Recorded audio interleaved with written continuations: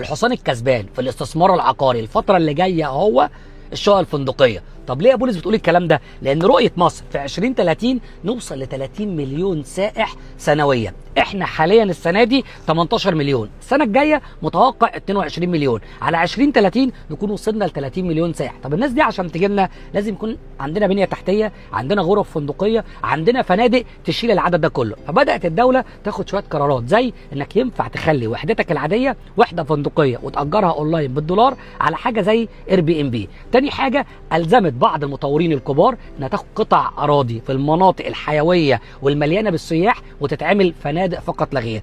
ثالث حاجه لسه الاسبوع اللي فات باشمهندس حسام الشاعر رئيس الاتحاد المصري للغرف السياحيه او الخبير السياحي في النقطه دي بالذات قال ان مهم قوي ان كل المطورين اللي موجودين في الساحل الشمالي يخصصوا جزء من الصف الاول على البحر ويخلوه فنادق او غرف فندقيه فقط.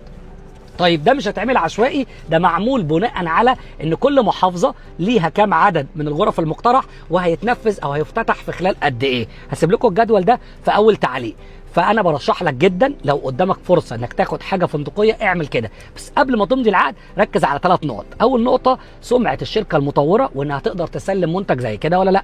تاني حاجه ان يكون العقد اللي بين الشركه المطوره والفندق يكون عقد نهائي مش مجرد مذكره تفاهم. تالت حاجه لما تيجي تمضي امضي على عقد ثلاثي الاطراف بين حضرتك والشركه المطوره والفندق. فلو مهتم بالجزئيه دي وعايز ترشيحات للمنطقه اللي انت عايزها اكتب لي اسم المنطقه هقول لك افضل الترشيحات اللي موجوده فيها وشركات موثوق منها.